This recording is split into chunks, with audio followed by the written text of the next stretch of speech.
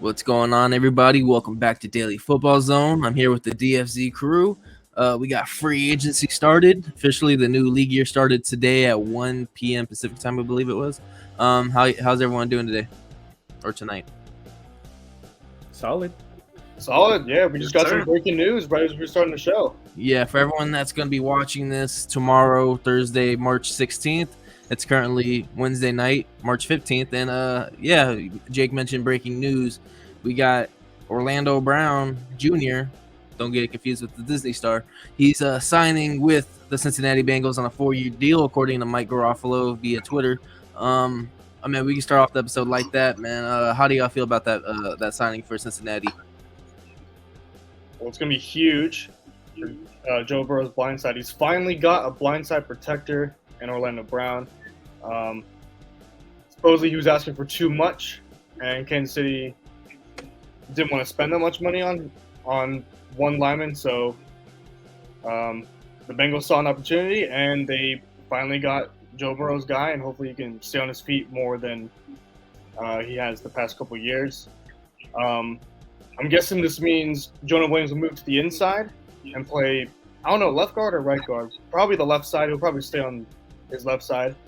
I always thought he should have been a left guard, which is the funny thing. So if they make that move, I think it'll pay dividends. And as a Steelers fan, it's tough seeing your rival make a big move like that. That's positive for them, but I mean, you guys could be using some O-line help.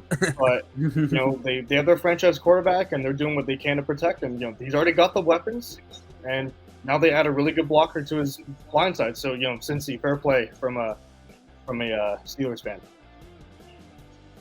Yeah, it would be interesting how they shake up that line because you still got La'el Collins. Jonah Williams was originally a left tackle, but I'm sure he played the guard position. So it just depends on if you're moving Collins to the left tackle or Brown is moving to the left tackle. I know Brown prefers the right side, but wanted left tackle money. So it'll be interesting to see what Cincinnati does with their offensive line. If they could stay healthy and be consistent, Joe Burrow should be able to have protection. I know last offseason, everyone was stoked about Burrow getting good protection, but this year still, with injuries and shaking up and still wasn't up to par with what we thought it was going to be during the offseason last year.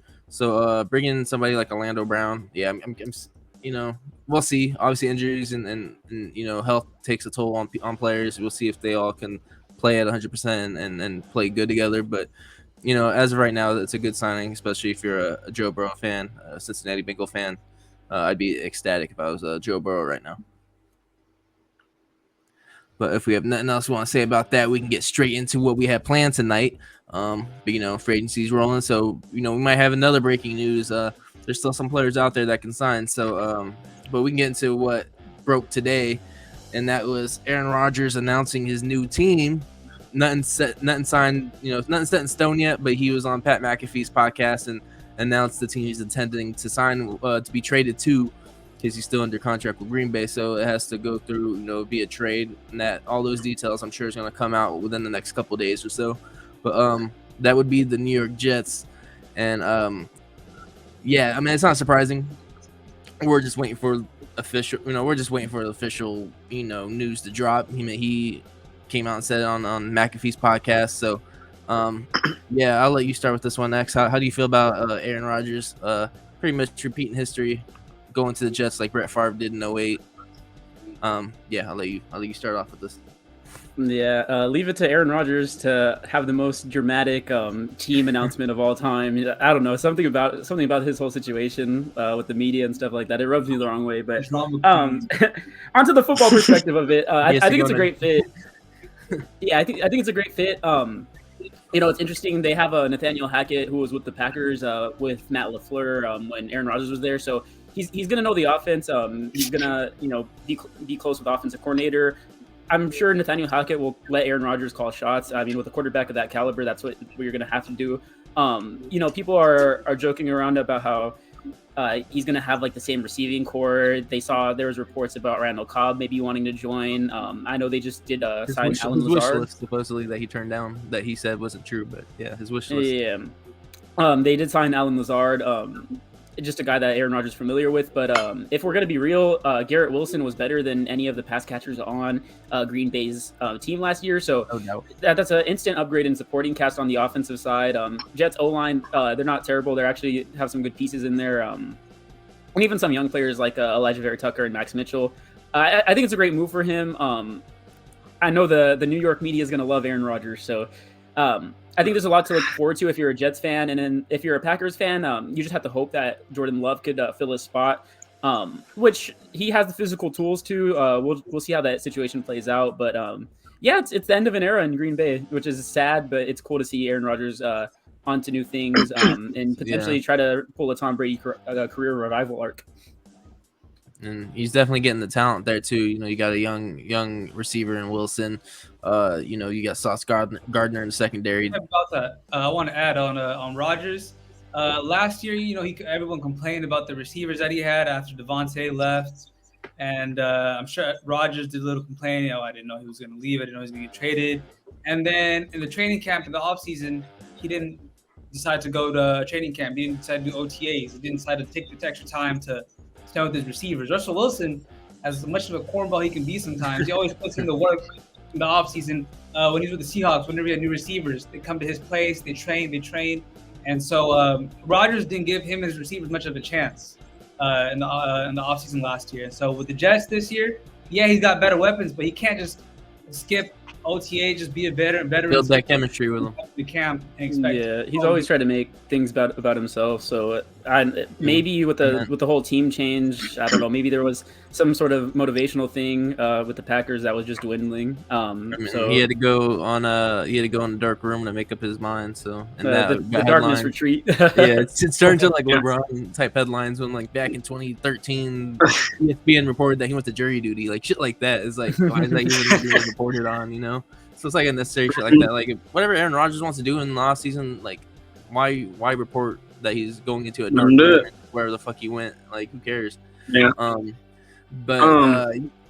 Yeah, if you want, say whatever. Yeah, another thing to add. I think ultimately, like, you know, maybe the Packers, they're losing Aaron Rodgers, but at the end of the day, they're losing the media circus that surrounds him every offseason, you know, and the uncertainty that, you know, came with having Aaron Rodgers on the team. I think it's a good direction. You know, they're sticking with Love right now, and, you know, it provides them with a lot more cap space to deal with, you know, in the coming years. And, you know, who's to say it will work out or not, but I think, you know, ultimately it's low-key a win for the Packers, you know, to get rid of that media circus that, you know, Aaron Rodgers brought with him, and, you know. Yeah. I mean, you're going to get draft capital out of it. You're going to see what you get out of Jordan Love, who they drafted, 26th overall in 2020, so you'll see what you get out of him. You'll get draft capital out of him. Assuming, was that pick 13 that the Jets have? They'll get pick 13, and they already have pick 15, so they'll have 2 top 15 picks on the back end of it, but you know, if they want to even trade up, use both of those picks to trade up in the top, whoever they want. You know, if they want to trade up in the top 5, they can use that as a leverage. But what I was saying earlier was that they got young talent there. You know, they just traded for Chuck Clark from Baltimore. You drafted Sauce Gardner last year and Garrett Wilson. If arguably, you could say, I'm not gonna say it now, but like maybe 5 years from now, that could be one of the best draft classes from a team, and you get, you know, Garrett Wilson and Sauce Gardner in the first round. They both end up being rookies of the year, and then they also got Jermaine Johnson. We'll see what he does in the second year. And then, you know, they still got key pieces there, and with those receivers, you bring in Lazard, who's familiar with Rodgers. You got as of now, you got Wilson, Elijah Moore. We'll see what his situation is. I know he requested a trade, but they have no intention of doing that. You still got Corey Davis there. So he's going to have the weapons, if anything, better weapons in New York now than he did in Green Bay, even though Alan Lazard went there, but compared to the rest of the crew.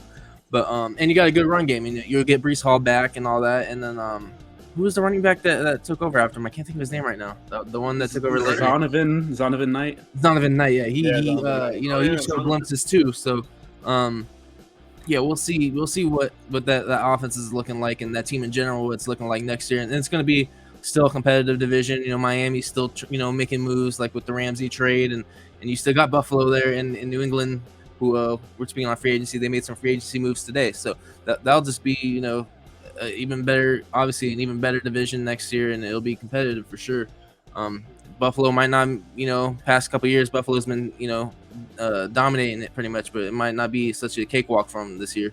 But we'll get into some more news, and that is Las Vegas Raiders trading tight end Darren Waller to the New York Jets. We got some Raider fans in the DFC crew, and X and Dez. I'll let y'all take over what y'all want to say about this. Y'all can vent your feelings however you want. Darren, you could go first. Yeah, I'll go first. Ultimately, I think it's a good trade for the Giants because it gives Daniel Jones a great playmaker, with a good frame. And ultimately, I think they'll use him more as a slot receiver anyways because that's kind of what he's been used for in the past. It's what he's built to do. He's fast. He's strong. And I think they got him for a fair price, 3rd-round pick. He's a guy that still has, an immense amount of talent, but there are questions. And I think the only risk with him is that will he be able to finish a full season? The last 2 seasons, he's kind of fallen off from his breakout year and hasn't put up the same numbers or even played in the same amount of games. So that's one of the risks I think that's involved. But I think overall it's a win for the Giants if he can stay healthy. I think another thing is he's not the most consistent pass catcher. So if he can regain that form that he had in his breakout season, I think ultimately it's a win for the Giants. Yeah, I agree. And just to add to the Giants' perspective of the trade, it's going to be interesting to see Darren Waller going to Brian Daboll's offense. And there's you look at his height. He's like 6'5", 6'6", faster than most of the receivers in the NFL. Brian Daboll, he's just going to be able to use him in so many ways. And I think he's going to be able to use him more creatively than the Raiders have these past couple of years. And it's not to say that we didn't use him to his strengths, but I think just with more creative play calling, he's destined to see a lot more looks. But for the Raiders side, it's a trade. I'm not going to say it's the worst thing in the world, but I'm not really going to sit here and lie to you guys and say it's good.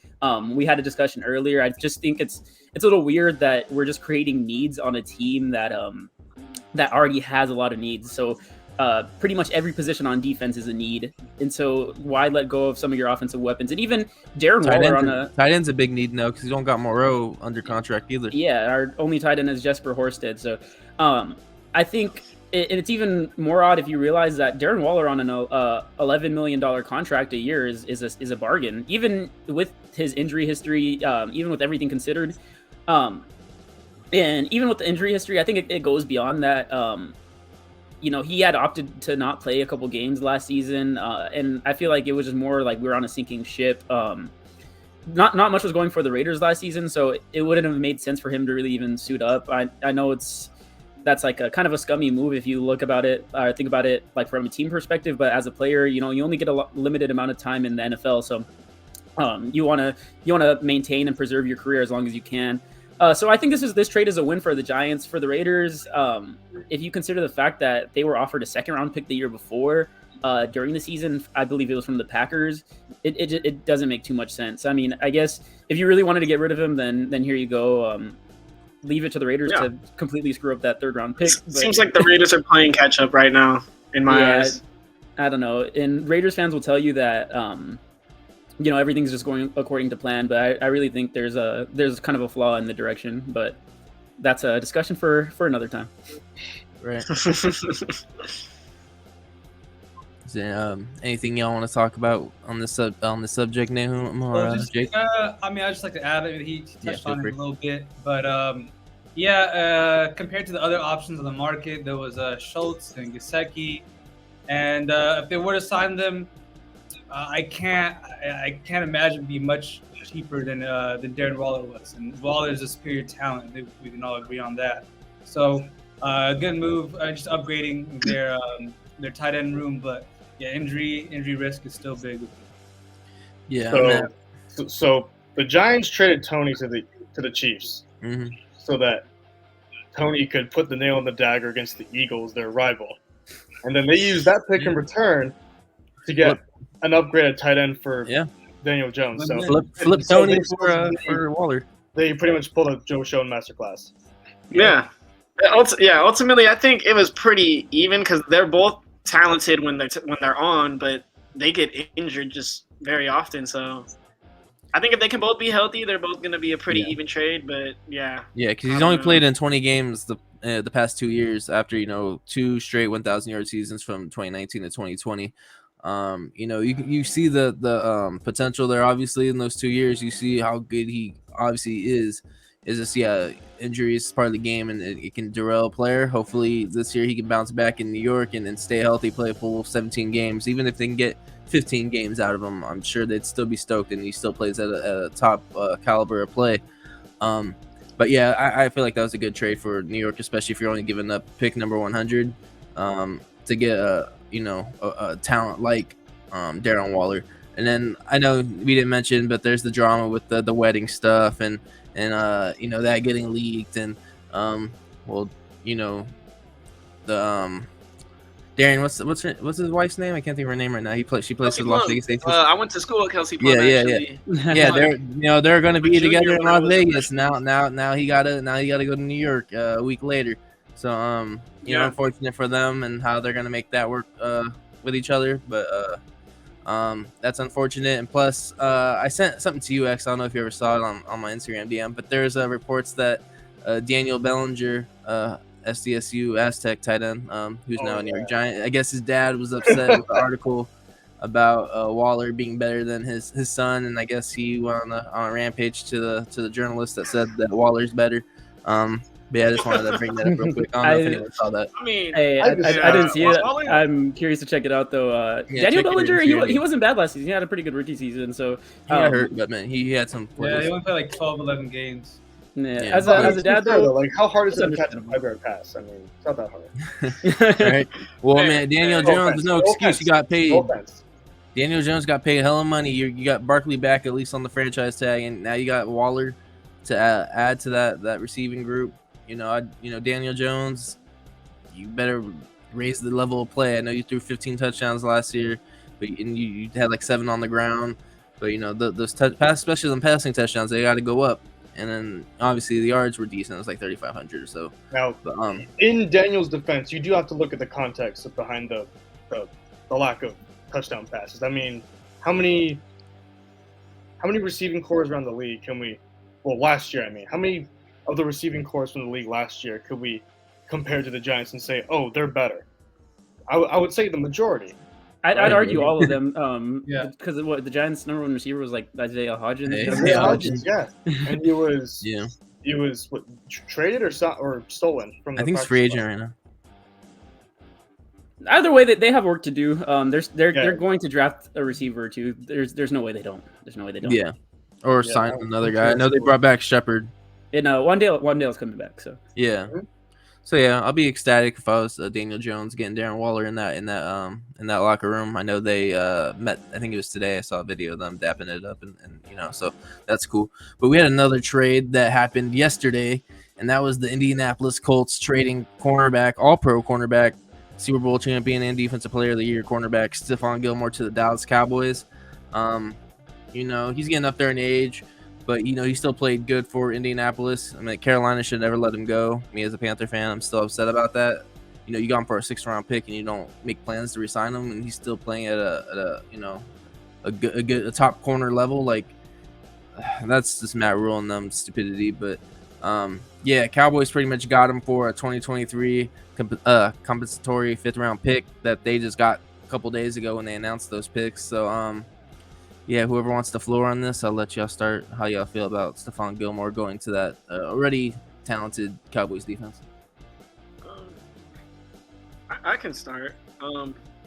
I think it's a win for the Cowboys. It provides Dan Quinn with the proven veteran presence, such as Stephon Gilmore, and he'll be playing the number 2 to all-star cornerback Trayvon Diggs. So I think ultimately that's going to be a great pairing.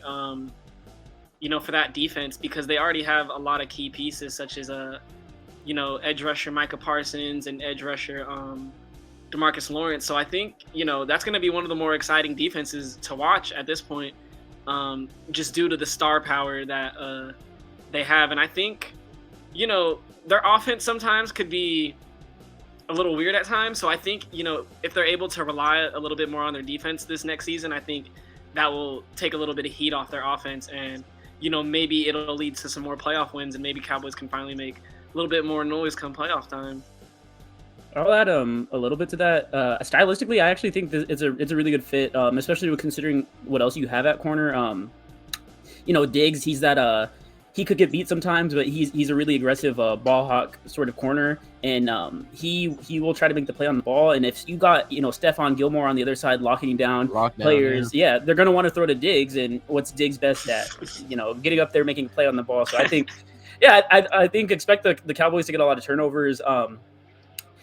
The defense is getting a lot better, so eventually, if you're Dak Prescott, you got to think like, man, I gotta make the most of this, because sooner or later I'm not gonna have any more excuses. So I think this is really important. Not only does it move the needle on defense, but I think it just lays down a sense of urgency for the Cowboys to keep on competing at a high level and get farther inside the playoffs. And that's for the. I saw the graphic there. You accidentally left the Raiders on there as the receiver of the compensatory 5th round pick. Oh, did I? Yeah, you did. But for the Colts, I mean, what's the deal with that? Why didn't they get a little bit more for Stephon Gilmore? I think they might be trying to clear cap space for. Yeah. This is just a rumor I'm thinking. Lamar Jackson maybe, but that's not confirmed. It's not anything. I like that. I'm just thinking. It's your prediction.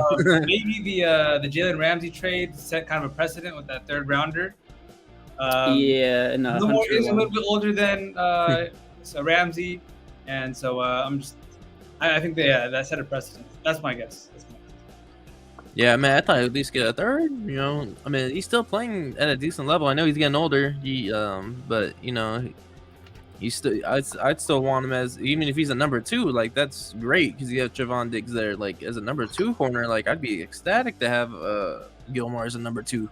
So I'd say Cowboys. It's a good trade. You don't really see Jerry Jones pulling that kind of stuff off. So to get Stephon Gilmore for a 5th round, I felt like that was a good move. Especially for that secondary that really has, some good safeties in the backfield like Wilson and Curse, and they still got Malik Hooker. So, I feel like that was a great move from Dallas. You gave up a 5th round pick that you didn't even have a couple days ago, and you get an all pro cornerback in return. So, I'd say that's a great move by Jerry Jones. But now we can stop talking about trades. I mean, and then also another trade was Jonnu Smith returning to Arthur Blank's system of Jonnu Smith getting traded to the Atlanta Falcons, returning with Arthur Smith, who was his coach back in Tennessee. But yeah, just wanted to mention that. Nothing crazy about that. Jonnu Smith kind of fell off the past couple years in New England. So we can get into free agency. We're going to talk about our personal teams, and then we'll get into who we think are winners and losers so far. But yeah, we'll start off with the Las Vegas Raiders, since we got 2 of y'all in here. Dez and X.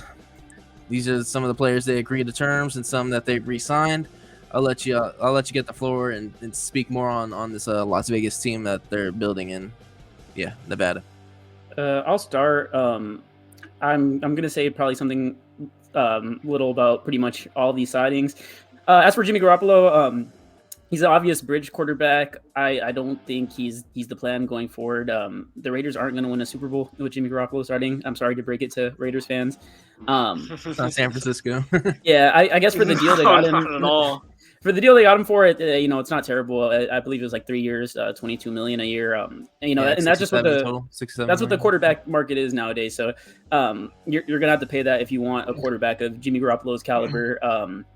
So I guess it's pretty cheap. There's not really much to complain about with the signing, but at the same time, it's not moving the needle anywhere. I think it just gives you a little bit of stability. But I guess there's his injury history just makes it to where it's like I can't really think of it as a really good deal.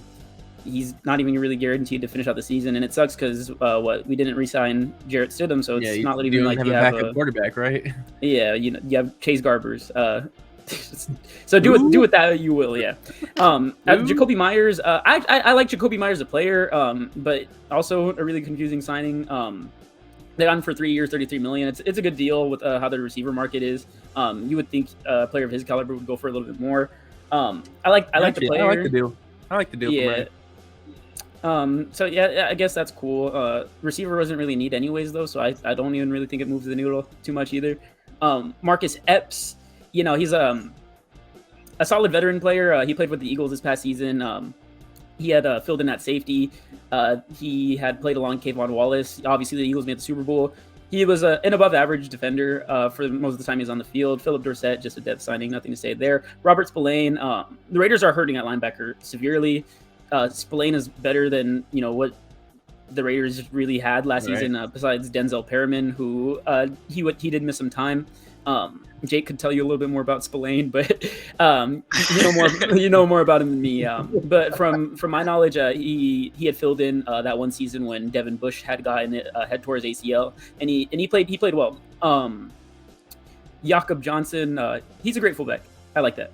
Roderick Teamer, he wasn't really good. I know he's a really good special teamer. I guess maybe it's the name that has something to do with that. But Roderick Teamer, he's a good special teamer, but not moving the needle anywhere. Same with Brandon Parker and Jerry Tillery. They're both just depth guys. I don't know how Brandon Parker keeps on getting away with being extended. He's legitimately terrible. He's a good, he's all right swing tackle, but he's tried, if you plug him into a starting spot, he's not going to do anything. Tillery, he had that one really bad penalty against the Rams to lose the game. So horrible. Yeah, I kind of have beef with him, but yeah, we got as a depth piece, he too. Don't worry. Yeah, as a depth piece, I guess you could do worse. First round but pick. That's not doing anything. And so I covered really everything. Darren, you could give your thoughts. Yeah. I think you covered everything, X. I think you hit on a lot of those players. Some of those things I was gonna say too. So I'll go into my thoughts about it as a whole and some specific players. So ultimately, for me, I can't tell what direction the Raiders are going in right now. Just last season, they gave Darren Waller a massive contract only to trade him a season later. Yeah, 4 more years on that contract. This coming too. after they said he was going to be a part of their long-term plans too. So that, their whole free agency moves and trading has been a little questionable. I think signing Jacoby Myers is a low-risk move. It adds depth to an already decent receiving core. But I do worry about the fact that they're bringing in a lot of ex-Patriots player. I think if they want to succeed, they're going to have to do, a little bit more than just bring in their guys. Yeah, I feel like they're trying to build that New England culture in Vegas. Yeah. So it's just a little questionable works. to me. Other places have Jimmy tried it and G, it's never worked. So Yeah. All right. As for Jimmy G, it's kind of a toss-up for me. It's a move that could go either way because, there's still questions like, is the familiarity between Josh McDaniels and Jimmy G, does that mean that they'll succeed together? Is that going to bring them success? Another question is, can Jimmy G even stay healthy for a whole season? And can he play without, New England and San Francisco's defense? Because I feel like Jimmy G hasn't proven that yet. Not saying he can't, but, it's just... It's a lot more questions than answers, I feel like, when it comes to the Raiders right now. And it has me thinking about the future of the organization, and what they stand for and what kind of moves they're making, So I also worry about the lack of defensive pickups that we've had this free agency. So, yeah, that's pretty much my opinion. A lot more questions than answers for our free agency signings this year, in my opinion. I also wanted to add, I forgot about Brandon Faison. Actually, I like that signing. I know he's with the Chargers for a little bit. You need cornerback help for sure. Yeah, Faison, he was actually a starter for us in the 2021 season when we made the playoffs. He got beat a lot, but at the same time, he held his own in a lot of games. And even in that last game that we played against the Chargers, the one to actually punch our way into the playoffs, he had a lot of really good plays. So I think that's a good signing. Obviously, you don't want to thrust him into a starting role, but in a pinch, he's actually a really good backup. Yeah, great depth. I'd just like to see a little bit more on the defensive side since that was our main problem. But, I can't be mad yet. The season has yet to start. It could go better than expected. So, there's always that hope. It just, still the questions. Yeah, I wanted to mention Jimmy Garoppolo. Yeah, you mentioned 3 years, $67.5 million. I'm curious to see how he's going to be with Devontae Adams, due to Devontae Adams as being an all-around receiver. I like the Myers signing. I think you guys do need a number 2. Matt Collins isn't there anymore, and obviously Myers is an upgrade at number 2 over Hollins. I feel like Myers and Renfro fit the type of style play they're probably looking for with Garoppolo being a short passing game. Obviously, Garoppolo is in the back end when it comes to deep balls, and that's what I'm curious with Adams is how that's going to work when you got Devontae Adams. I get the you have Renfro who can catch the underneath routes and do the screen bubble plays and all that, and Myers can do that too. But Myers can play the slot and be the number 2 guy as well. So I feel like he's a key piece in that receiving core, and it's definitely better than Matt Collins. And so I feel like that's at least an upgrade.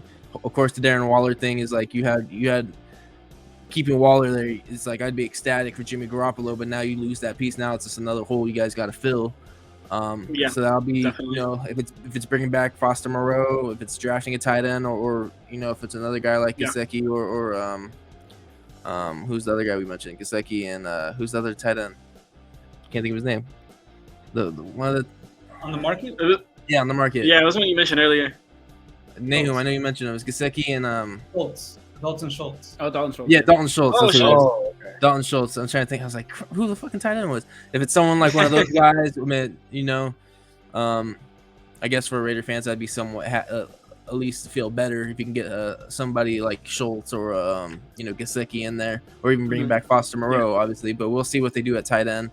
Marcus Epps. You have something you can get on? Go on. Oh no, yeah, you go. You finish what you gotta say. I'll say it after you. Oh yeah, I'm gonna ramble for a little bit, but yeah, you got Marcus Epps to pair with Trevon Moehrig in the backfield. Marcus Epps, he started 17 games as his first full year as a starter. He recorded 94 tackles. I feel like he fits the Raiders defense. He's a hard-hitting safety, but he's kind of a liability in my opinion in the pass coverage. So we'll see what how that goes. For a secondary that needs help at the cornerback position. Philip Dorsett's just another, New England, was in New England at one point, coming from Houston last year. So just another Josh McDaniels guy. You bring in Spillane, who, had 5 starts for Pittsburgh last year. I still think you need to look in improving that position as well, linebacker and cornerback for sure. And then tight end, I say, is the biggest needs right now. You bring back Parker, who's familiar with the Raiders team. You get Tillery back, who for the Raiders, I know you mentioned that penalty, but other than that, I feel like he showed somewhat glimpses with y'all compared to how he was with the Chargers. So we see how he does in a full year with Las Vegas, though. But some guys he lost was like Derek Carr, Cleveland Farrell signed with the 49ers. That's pretty much as of right now who you guys lost. Other free agents are still free agents, and we'll wait and see where they go. But that's just what I wanted to say. But I want to ask you guys, how do you guys feel about Colin Farrell leaving? Sad, I don't really care that much, only because when he was with us, he didn't produce much anyways. He didn't even play that much, and when he did play, he wasn't horrible, but he's definitely not a fourth overall pick. That's just so wild. I have a slight differing opinion. I'm not crying because Cleveland Farrell left. I do think he was a player that you could have got just retained super cheap. That was actually pretty good against the run. So I feel like they probably didn't make an attempt. But had they re-signed him for a really cheap deal, because like I said, he didn't produce much, so he could have gone for really cheap, and he's a good run stuffer. So I think, and it's funny because the 49ers, they have all the defensive help in the world. They did sign Javon Hargrave, and they still have Armstead there. They still have Bosa there. Charles Omenihu left in free agency, so they do have a need at that DN spot. And Cleveland Farrell could potentially be, one of those reclamation projects that they produce every year. You saw Arden Key, definitely lead Raiders, and kind of, showed glimpses of being a decent, rotational defensive end. So. Yeah, I think it's definitely possible. I don't think he was a bad player. I just don't think he was anywhere near worth the 4th overall pick. Yeah. But it is what it is. I mean, you get Max Crosby later in the draft anyway, but exactly. Yeah, you could have used that 4th overall for something different. You look back at it, obviously. And before I get Marcus Epps hate, I looked at the stats in coverage. He allowed 73.1 completion percentage for over 450 yards and 6 touchdowns last year as a full-time starter. So, in case I get some hate comments or if y'all have something to say about that. But, No, he definitely is a box safety. But That's his he's strength. a hard hitter. You know. Yeah, but in coverage, like you said, he's a liability. That's one thing I'm worried about when it comes to the Raiders is that our pass defense was a liability the whole season last year. We couldn't really stop anyone. So I'm curious to see how that's going to play out. I think ultimately a lot of these moves will make a little bit more sense if we draft correctly. Maybe we draft a quarterback to start behind Jimmy. Because ultimately, everything's riding on Jimmy G, this Jimmy G signing, and Josh McDaniels. I feel like tenure with the Raiders is riding on this. So on top of that, it's going to be a lot to be expected. Sorry to cut you off. Sorry to cut you off, but I'm thinking when you sign Jimmy G, because the only other quarterback they have on the roster right now is I forgot Chase Garbers, yeah. Yeah, Chase Garbers. So they kind of have to draft someone, but I think with Jimmy now there, you don't have to go round 1 quarterback. You can go round 2 like Hendon Hooker, or round even after that. I don't know any of the other project quarterbacks yet. I don't know them yet, but you don't have to draft a round 1 quarterback now that you have Jimmy. So we're just gonna forget about Jacoby Myers then? We talked about him a little bit, no? Yeah, you're talking about him at quarterback? Oh, yeah, come on, man. Come on, man. Hey, you should have touchdown pass to Cam Newton. His pass to Chandler Jones? Dude, that was Hey, you do a touchdown pass to Cam Newton in 2020. I mean, and to Chandler Jones, he did you all a favor. It was all planned. I saw jokes about him being like an inside agent. But... Yeah. There's a reason behind every signing. Yeah. Yeah. But we can get into the next team. I know Kevin's not here to talk about the Chicago Bears, so we will. You got the I didn't mention it on the slide, but everyone knows about the first overall pick getting traded to Carolina, and they received multiple draft picks and DJ Moore. So I guess you can think of DJ Moore, even though he's not listed on there, and the 9th overall pick. But they also got, Tremaine Edmonds on a 4-year deal, $72 million, $50 guaranteed. He's still only 24 as of today. Young cat, got drafted at 19 years old, already been in the league for 4 years, or is it 5? However long it is, 4 years. And then they get TJ Edwards from Philadelphia on a 3-year deal. And then, you got Nate Davis from Tennessee. It's kind of filling in holes that they have on that roster. You bring in DeMarcus Walker, who had I believe it was 7 sacks last year for Tennessee as well. And then Travis Homer, and then recently tonight they picked up PJ Walker. So how you guys feel about the Chicago Bears team? I feel like they're filling in holes. I still think there's a lot more that they need to do, but as of right now, I feel like they're they're going in the right direction, especially in that division. Green Bay is going to take a step back. Minnesota is, the team that was, the winner in that division last year. And then the Detroit Lions are obviously on the rise. How do you guys feel about Chicago's move so far this offseason? Well, I mean, obviously they've been big spenders for sure, and rightfully so, since they have the most cap. Yeah, I mean, I think they started with 98 mil, something like that. Yeah, almost 100 mil. I mean, and they were 20 something mil ahead of whoever had the second most. I mean, it was crazy. I think Atlanta or something like that. I think so. It was only the Raiders for third. Matt Eberflus being a defensive coach, he loves to have his drop back middle linebacker. They can just drop back in the coverage and just play a zone in the middle of the field, and just have eyes on the quarterback and watch receivers run into the zone. He gets a 6'5" athletic Tremaine Edmonds now in the middle of his defense, in the middle of his 4-3 defense, I believe.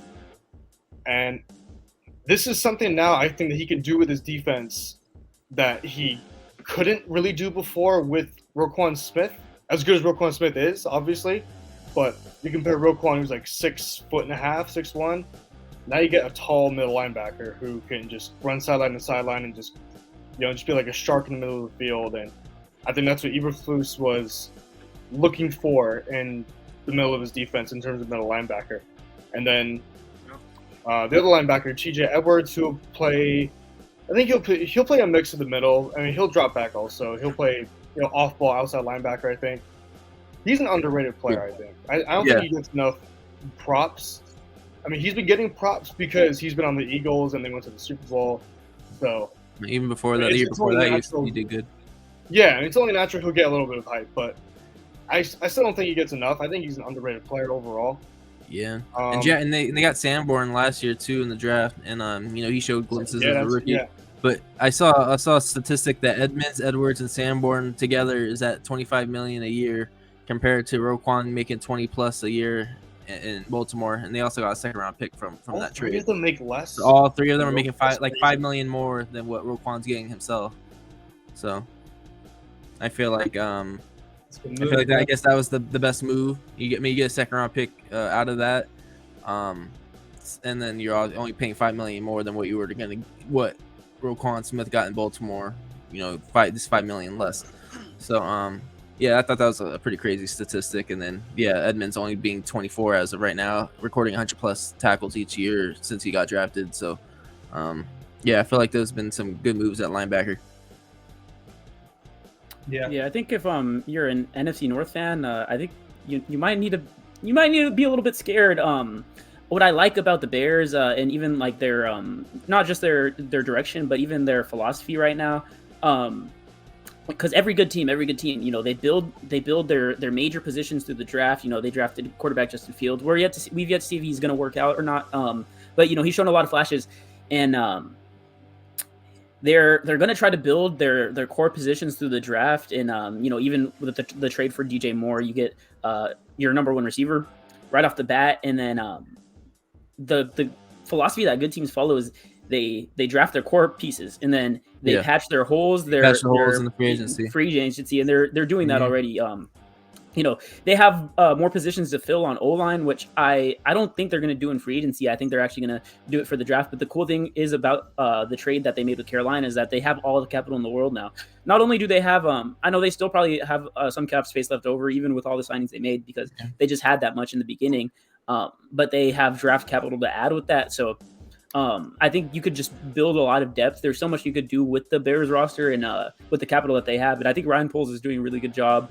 We've yet to see any of the results. They had a terrible season last season, but I think that was just that was the motive. Try to see what you have already on the roster, even if you don't got all the guys there, and see what you have in Justin Fields. And now that they did that, I think it's go time for the Bears. Pretty much, it's their goal now to start being competitive. Yeah, I mean, I feel like they can use another running back. I mean, you picked up Travis Homer, who's only had 2 starts in Seattle since 2019, and Khalil Herbert, who also got hurt last year at one point. I feel like they can still use obviously somebody to replace David Montgomery, because if you didn't see, he signed with the Detroit Lions on a 3-year deal yesterday. So I feel like they can use another running back. Maybe they use it in the draft, and then you have Khalil Herbert and Travis Homer to complement them. If they want to, maybe round 2, they want to target a running back. Maybe they target Bijan Robinson. They maybe from 9, if they want to pick them at 9, or even trade back from 9 if someone's willing to trade up in the top 10, possibly go that route as well. I was thinking Jalen Carter. We'll see how far. He's definitely going to fall after today's news about him gaining weight and not finishing his pro day from being gassed and cramps, obviously, and then the off-field issues. That he's definitely going to. I don't see how he's going to get picked in the top 5. Maybe even top 10 after all the off-field issues that's heading into the draft. We'll see, but it's not looking good for him so far. And I thought maybe Jalen Carter would still possibly could fall to 9, but they might not even do that now. But yeah, curious to see how they do, and then what they do at running back. Because I don't think Khalil Herbert's the answer as every down back, and Travis Homer just provides depth. But we want to get into the next topic. I just want to say, go ahead, say something. If you have something to say, go ahead and say it before I change it. I think we were, if I'm correct, we're going to the Chargers next, aren't we? Carolina, but we can go to Chargers if you want. I mean, it doesn't matter to me, but I know the Chargers are going to be one of the teams, and I know that there's Austin Eckler rumors swirling around that he could be traded, right? Am I right? Yes, that can also be a possibility. So, I mean, I don't know exactly what his trade value would be, but you think the Bears would be in any position to, maybe bring him in for a certain price, with the whole capital that they have? Yeah, I mean, they can afford him. Yeah, he's looking to get paid. He's been underpaid these past couple of years, so the Bears have the money. Yeah, Yeah, then the money, capital. Let's That's put the awesome, trade yeah. through. That would actually be a smart decision. If I'm the Chicago Bears, I'd be calling. If Eckler is interested in going, it looks like they have a bright future. From what Ryan Poles, the GM, is building there. If I was Eckler, I wouldn't mind getting there if they're going to pay me. If I was him. Is it better to trade for Eckler or Henry? Because I know that they're both rumored to. It depends what you're looking for, in my opinion. Eckler, if you're gonna trade for him, Eckler, he doesn't want to be, and he shouldn't be the only back. It shouldn't be the bell cow. It should be him and someone who plays off his weaknesses, like a bigger back. But also, like if you get Derrick Henry, it's kind of gonna be the Derrick Henry show. Unless it's like 3rd and long, he might take him out. But I feel like Eckler would complement Justin Fields a lot. I feel like that would be a smart bet. What I'm saying is it's not going to be just them two. There's going to have to be another second running back who. Well, that's why. Yeah, that's what you got Khalil Herbert. A, 2B. Yeah, you do have Herbert. That's why I feel like Khalil Herbert. Yeah. Khalil Herbert will be a good complementary piece. He's fast. He can run. Yeah. But yeah, now that we're talking about the Chargers, I'll let you jump into all their news. It's not very much, but that's majority of what it is. And then yeah. No, we don't got too much going on. Eric Kendricks is great, but this is what Telesco's been doing for a while. He likes getting these veterans, and he gets them at a good price. He got Kendricks at 2 years, up to like 13.3 million, so 6 point something per year, which is good. He's 31 years old, still very good age for a linebacker. He's been in the league. He hasn't slowed down a lot, and he's been in the league long enough to where he's seen almost everything. So that's really good for him, and that's really good for us. He's back in LA. So with the signing of Eric Kendricks, it means we lose Drew Tranquil, which I'm gonna miss him. I liked him. I think he was a descending player. I think his best football was ahead of him. But also with him being, a 4th round pick. And I think this is his 5th year in the league. This is his first time at free agency, and maybe his only time at free agency. So it's right on him to go out there and try to get whatever money he can. And I'm sure the Chargers had a different number in mind than he had for himself. So he's gone, and in comes Eric Kendricks. Also, we signed Trey Pipkins. Signed him to 3 years, $21 million. I think a lot of people know now it's hard to find tackles in the open market, and when they are on the open market, they want money. Look at Juwan Taylor and the Chiefs. Definitely got to overpay. Yeah, so Michael Lynch, you got paid $87.5 million. Exactly. Also, he's a decent tackle, but man, that's a lot of money. Mm-hmm. So Chargers wanted to keep their 3rd round tackle that they drafted from a D2 school who they've trusted and hung on to all these 4 or 5 years, and he's been getting better. And today we just signed Morgan Fox. Had probably the best year of his career. Caleb, would you think so? I don't know how good. He had a good year. He had a good year with the Rams as well before he signed a deal with Carolina in 2021, and then we eventually released him last year due to cap. And then you guys picked him up, and I think LA might just be his home because he's doing better in LA than he did in Carolina. Yeah, he's been doing pretty good. And so with him there, with him signed up for 2 more years, we got him, Austin Johnson, and Sebastian Joseph Day to be our starting 3 interior linemen. We still have a couple more free agents we'd like to sign back, like a Brendan Fehoko. Hopefully we can get him back. But those 3, I think we're looking in good shape heading with those 3 into next season. Yeah, the Austin Eckler news that caught me off guard. I didn't, when that broke, I didn't think that was, likely. I thought, he loved it in LA, and but I guess when it comes to making money and they're not paying him top dollar, he's playing like top 3 running back in the league especially when it comes to touchdowns and him being versatile like a McCaffrey type. I don't blame him for wanting more money. So if there's a team that's willing to trade for him and give him that contract extension, be one of the top paid running backs in the league, I don't blame him. I thought Chicago, bringing up Chicago though, Jake, I feel like that'd be a perfect move. With Austin Eckler, I just watched a lot of his interviews and hear him talk a lot. He's I feel like he's very aware of the position that he's in, how lucky he is to be in the NFL. Right. And from Western Colorado. Yeah, from Western Colorado, and he knows the shelf lives that running backs have in this league, and he knows he's not like the biggest guy. Get paid now. There's only 2. Yeah, so he knows if there's a time to get paid, it's now. And Especially Chargers playing signed him top to, level. I think in 2018 and 2019, they signed him to a 3-year, $24 million contract. Which at the time, I'm sure he thought both sides thought were a good deal, but He's only getting like $6 million a year or something like that. So I think he got paid a little, probably like 8-9 million the first Around couple there. years, and then last year got paid $6 million, and he's just overperformed that contract by miles and miles. So no doubt. I He's think aware that he's like leads all running backs in touchdowns the past like couple years, for what I remember seeing.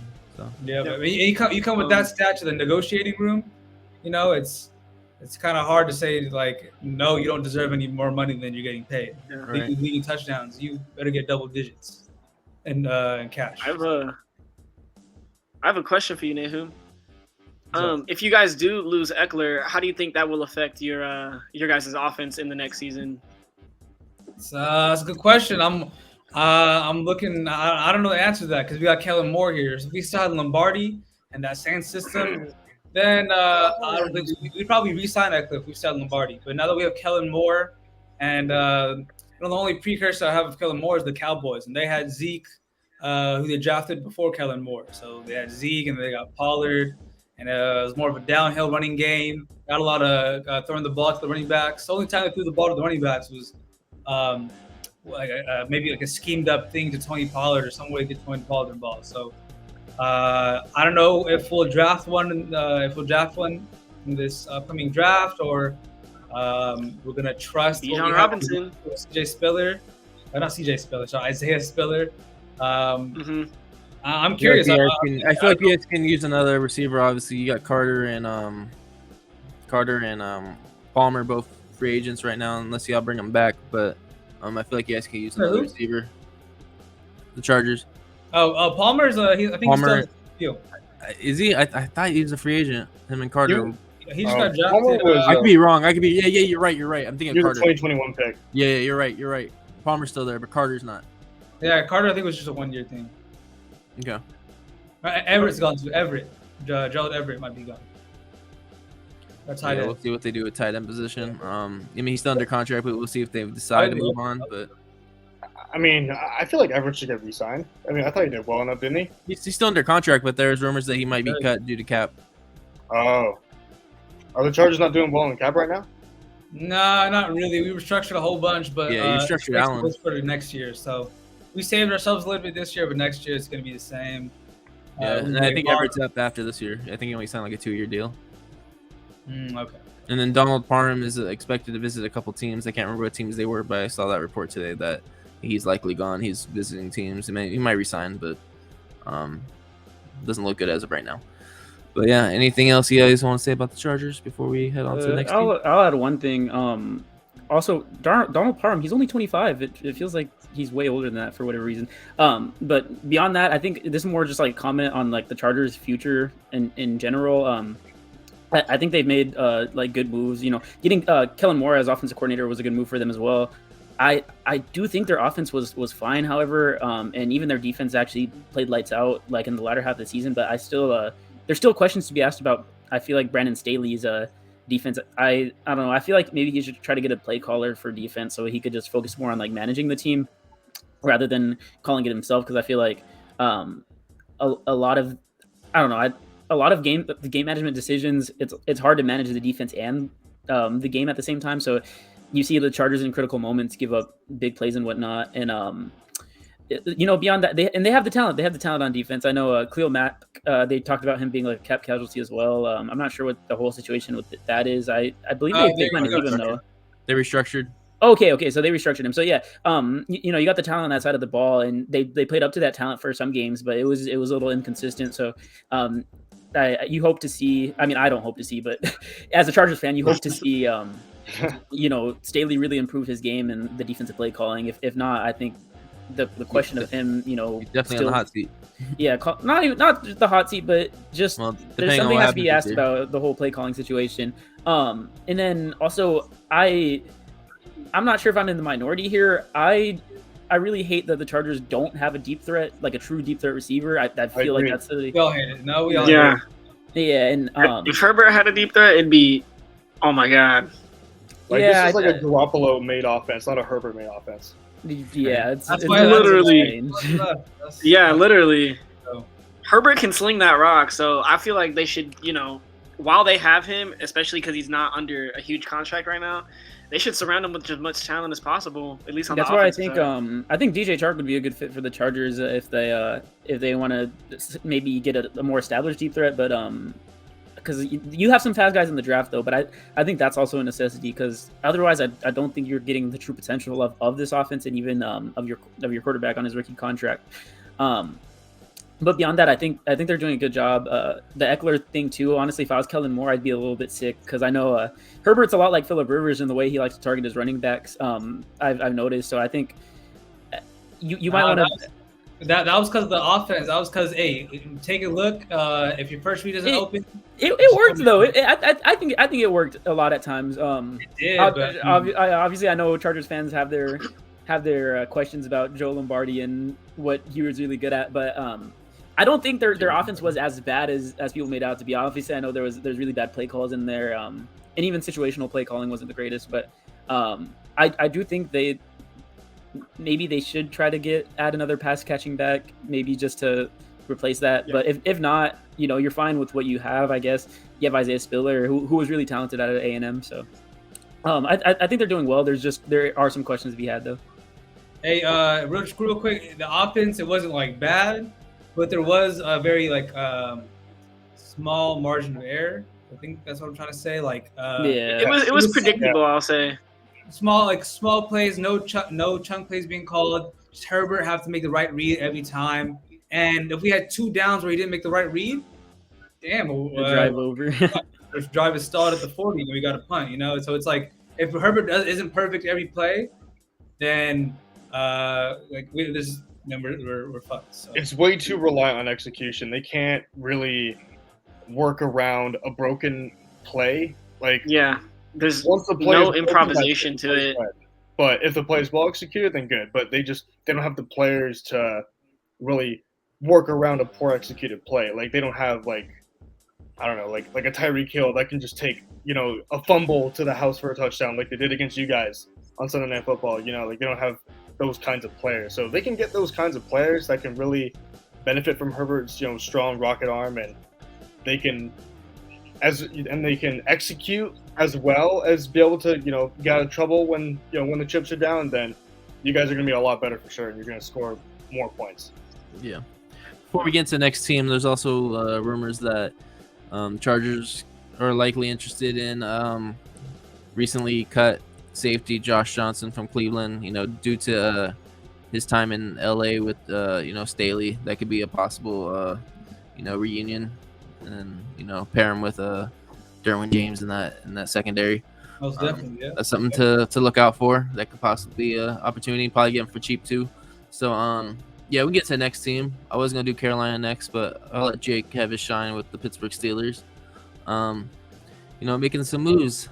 We signed a couple guys. How do you feel about your recent moves, Jake? Yeah, I'll just go down the line here, starting with Patrick Peterson. We all know he's on the tail end of his career, but he still got some good ability left. I think we're just trying to squeeze every ounce of ability that he's got left. I think it was a two-year deal. I feel bad for not remembering. It's a two-year deal? $14 million, $7 a year. Okay, well, I think we're guaranteed. Okay, well, I think we're just gonna keep him for the 2 years, and then and I think he also said on Bryant McFadden's podcast, who I guess is actually his cousin, that he plans on playing out this 2-year contract and calling it quits after. So, expect 2 more years out of Peterson. Yeah. So even though he's in the tail end of his career, I'm not saying he's gonna be like a huge contributor, even though of course it's better than nothing. It's Patrick Peterson. You're going to have a leader in your secondary, which we desperately need.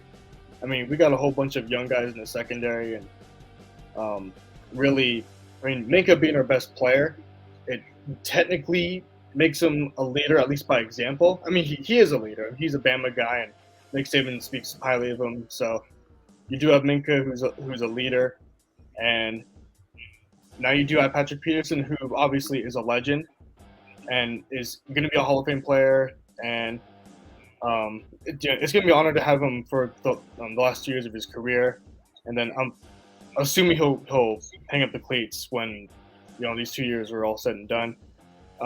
Nate Herbig, I don't know too much about him. I'm assuming he's gonna be a depth piece. He's not gonna start. Yeah. But to be fair, though, we do need a depth for O-line, that's for sure. And then linebacker Cole Holcomb.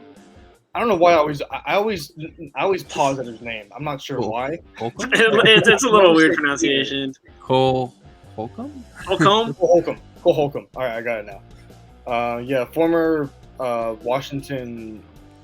Was he a commander? Was he a football teamer? Was he a Redskin? I think all of them. Yeah, he was played all of both. them. Yeah.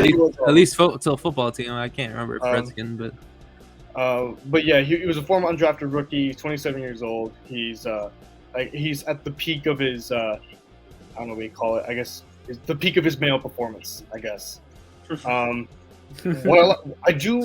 I like about him though is that he wore the green sticker for the Washington defense, so he's a communicator, and that's what we need. Because if you watch our defense, especially the last 2 years, there's been open green grass in the middle of the field. It seems like every big passing play, like the opposing offense needs a huge play, and next thing you know, the middle is wide open, and there's nobody there. There's nobody home, to make that tackle or to make the play on the ball. So even though he's not known for his pass coverage, it's good to have him there as a communicator and as a vocal leader for the defense. I don't know how much he'll play, but he'll definitely get his snaps in there for sure, and he'll be a contributor in the run game, and he'll help plug up gaps. And then going to the re-signings, we did re-sign Larry Ogunjobi. I don't know why I have an easier time with his name than Holcomb. Larry Ogunjobi. Larry Ogunjobi. Larry Ogunjobi. What a great name. Playing for the team he's trying to fight with that whole stuff. We re-signed him to a 3-year deal. I believe it was like 30-something million, 33 mil, I believe. 28.75. Oh, I was close. 3-year, 28.75. Yeah, so it was a 3-year deal. I didn't expect to re-sign him. I thought we were actually going to let him go. I mean, it kind of felt like he was going to be hitting the market and testing what teams would want him. But I'm pleasantly surprised to have him back. We really need the depth at defensive tackle because Tyson Aluwalu is also a restricted free agent or unrestricted, I think. And he's getting up there in age. I think he's 34 or 35. Yeah, he was drafted in 2011. Oh yeah, former first rounder from Jacksonville. And then it's good to have him back. He's a contributor in the run game, and he does. He's got some decent pass rush moves as well, and is a contributor inside. And then we also re-signed Damonte Kazi to I don't know what the contract details are. 2-year deal. It is a cheap 2-year deal, but he didn't play that much last season. But I think he did get his snaps in, and I think it's just going to be a similar role this year. I don't think he's going to really see an increase in like team value per se. But Another SDSU alumni. Yeah, but we definitely need the depth. Similar to our O-line, we need the depth in the secondary, and we need as many playmakers as we possibly get our hands on. So, as far with how our free agency has been going.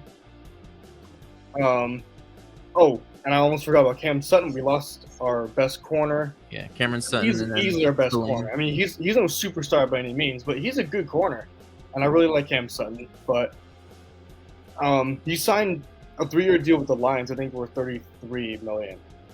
I think that was the deal I was referring to earlier. I was surprised we couldn't re-sign to that deal. Either that, or he just didn't want to be a Steeler. I'm not sure which, but he got a good deal from the Lions, and he's gonna contribute for their defense for sure. I mean, he's a good player, and he's making some great plays on the ball, especially last season. So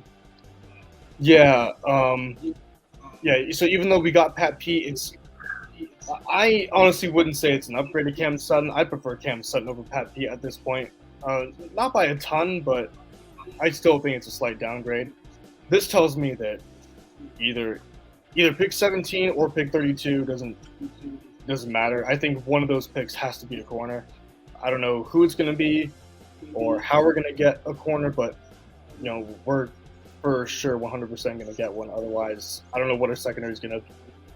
I don't know how it's gonna handle this upcoming season. Yeah, especially when you got to cover guys in Cincinnati twice a year. And yeah, you don't gotta remind me. I've been watching it for the last years now. Imagine playing Mahomes. It's no fun. It's no fun. Right. Was that you, Nathan, that interrupted? Who was it that was about to speak? Though? I know. I was just saying. I wish Minka can play every position because there's. Just have him all over the place. Yeah, he's that guy. Minka Fitzpatrick. I wish he could play corner. Yeah, right. I mean, he plays a little bit of slot, but safety is his main position. Yeah, of course. He should have Minka. He should have 2 separate contracts, one for free safety and one for middle linebacker, because he's always leading our defense in tackles. I mean, this man just does so much for our defense, and okay, he gets beat by AJ Brown. That's the case, though. Okay, he gets beat by AJ Brown. Okay, he got beat by Gabe Davis, and our fans like to crap all over him. Yeah, he contributes in so many ways. I know, and our fans love him until they don't. I've always been a fan of Minka Fitzpatrick, and if you know me, if you know me, I'm the most realistic Steelers fan you'll ever meet, and I can come off as a Debbie Downer sometimes. Still coming for Tomlin's head 3 years later. Maybe because I'm too real, I don't know, but I've always been a fan of Minka, and I can't imagine our secondary that one. I love that guy to death. No, he's a hard player, and he's a leader. Miami never got rid of him. Imagine. Especially this year. Yeah. But yeah. Jalen Ramsey. Yeah, we got Ramsey, you got Holland back there with Howard, and then if you had Fitzpatrick there, ooh. Yeah. But things change in every year, so it is what it is. Anything else you guys want to mention on the Pittsburgh Steelers before we head on to the last team? All right, we'll get into the last team, which is my team. I saved us for last. I'll let you guys speak on your teams first. Yeah, the Carolina Panthers. We've agreed to terms with a lot of guys. Defensive tackle Shai Tuttle from New Orleans, defensive back Von Bell, who was also in New Orleans at one point, coming from Cincinnati the past couple of years. Quarterback, speaking of Cincinnati and New Orleans, quarterback Andy Dalton, tight end Hayden Hurst, Cincinnati. Recently tonight, running back Miles Sanders and defensive lineman Deshaun Williams also agreed to terms, and then we resigned a major anchor on our offensive line in Bradley Bozeman, who's our center, which I'm happy that got done. But I feel like we made a lot of moves. Frank Reich, our first year head coach, Scott Fitterer, our GM, who's always in on every trade. He came in saying he's going to be in on every trade, so it wouldn't surprise if he's been in on the Austin Eckler. But likely not going to happen now due to Miles Sanders. But I'm ecstatic to see what we do. Going from when Dave Tepper bought the team from Jerry Richardson, rest in peace. I know he had his whole scandals going on. He recently passed away about a week or two ago. Ever since Dave Tepper took over, we've been poverty. You eventually get rid of Ron Rivera, which I thought was right timing. He did his time here in Carolina. You bring in Matt Rule, give him a huge contract just to underperform as a whole coaching staff and team. Now obviously it looks like he got fed up the past couple of years and is learning from his mistakes. Obviously we'll see what happens, but going off the coaching hires we brought in from Reich to the Broncos defensive coordinator Avero. We got Josh McCown as quarterbacks coach. We'll see how he does as a quarterback coach. Deuce Staley coming from Detroit as an assistant head coach and running back coach. D'Angelo Hall is supposed to be working with the secondary. We bring in Jim Caldwell as a playing a role. I can't remember exactly what his title is, senior or something. I feel like we built a good coaching staff compared to what we had with Matt Rule, bringing in his buddies from Baylor like Phil Snow and all these other guys that didn't work out. Shout out to Steve Wilkes, who's now the defense coordinator in San Francisco. He did what he could last year, but from what we got, I'd rather have Avero than Al Holcomb at defensive coordinator. Al Holcomb eventually went to Buffalo this offseason, though. But I'd rather have him over Al Holcomb if, Wilkes would have stayed as our head coach. So I felt like we've been doing good with our with our coaching staff, and then bringing in guys like, Shy Tuttle on a 3-year deal, Von Bell on a 3-year deal. You bring in Andy Dalton. I'll get into every single guy I want to say so far. So starting off with Tuttle, he's famously known for that Matt Ryan stiff arm, I believe it was on Thanksgiving a couple years ago. If I don't remember, big man stiff arm the shit out of him. He has 33 starts in 4 seasons with New Orleans. He started 29 in the past 2 years. So, pair him with Derek Brown up in the middle, fill in the gaps. I feel like that's a huge addition, especially Derek Brown's also his rookie contract's coming to an end next year. He's up for a 5th-year option. So are players like, Burrow and Herbert, so same draft class. So all of them are going to be up for 5th-year options next year. So to pair him with Derek Brown, I feel like that was a big need. We had Matt Ioannidis and Henry Anderson and guys like that were on our defensive line last year. Were obviously just, veteran guys, but obviously aren't the answer. And then bringing in a guy like Von Bell, he ranks in the top 25 in both run defense and coverage grades over the past 3 years. He's coming off a 4 interception season in Cincinnati. He mentioned that he used to play for New Orleans as well. He spent his first 4 in New Orleans and then the past 3 in Cincinnati. So, he's familiar with the NFC South. And then we bring in another guy that's familiar, and Andy Dalton, who played with New Orleans last year. He's a veteran presence. He's going to be a bridge guy. We're going to draft somebody, either if it's number 1 or if we trade back a couple spots, if there's a guy we like more. He's just a bridge guy there to have veteran presence, because Matt Corral, who is reported to be getting shopped right now, we'll see if he gets traded or not. He's the only quarterback that was on our roster before that. We mentioned P.J. Walker going to Chicago, and then Sam Darnold signed with the 49ers. So Matt Corral is our only quarterback. So bringing in someone like Dalton, obviously he's not unless it's someone like they decide to go with Anthony Richardson. Maybe if Richardson's not ready, Andy Dalton starts a couple games. But we'll see what they decide to do with the first overall pick, or if they decide to trade back. But I feel like Andy Dalton was a good signing in my opinion. He was 6-8 as Saints starter last year. So not great, but like he's still a veteran guy. He's made a couple Pro Bowls. Spent a lot of time in Cincinnati until he bounced around from Chicago to Dallas and New Orleans this past season. But I'm not complaining with that. And then I know, we signed Bradley Bozeman. He's a fan favorite. He came from Baltimore last year. He signed with us and became a fan favorite from the jump. He started 11 games last year after getting hurt, and I think it was during the preseason. He got hurt, so then it had guys like Pal Elflein starting and took over his place, who he just recently got released, saved us a couple million. But he eventually got hurt, so Bozeman got back to the starting position. And, obviously you can see our run game looked way better with him at center compared to Elflein. Also has 60 career starts in his career from Baltimore and Carolina. It was 1 year in Carolina. So I feel like, bringing him back to pair with, we actually got a good O-line for once, man. We got, you got our tackles, who's always been a iffy. You got Taylor Moans, right tackle, but our left tackle seems to be solved with Iquanu. He started off kind of slow, but that meant going into the draft, he was known as a raw prospect that he's going to develop. And you saw that later in the year where he looked like arguably one of the best rookie, if not the best rookie tackle. Obviously, when you have people like Evan Neal that was also on the draft, but he looked like arguably the best tackle from this past draft. Going late into the year. And then Hayden Hurst, I feel like I would like maybe somebody of a higher name like Gesicki or even Dalton Schultz, but I'm fine with Hayden Hurst.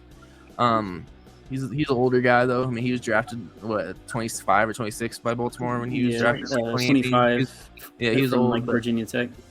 Yeah, but that's fine. I mean, he had 52 catches last year for over 400 yards and 2 touchdowns. That's fine. I saw another statistic that Hayden Hurst had more catches and receiving yards last year than all of our tight ends combined. So it's obviously an upgrade. Our tight ends caught 42 receptions for 417 yards and 3 touchdowns. Hayden Hurst last year, 52 catches, 414 yards, 3 yards less, or I may have typoed. I thought it was more yards, and then 2 touchdowns.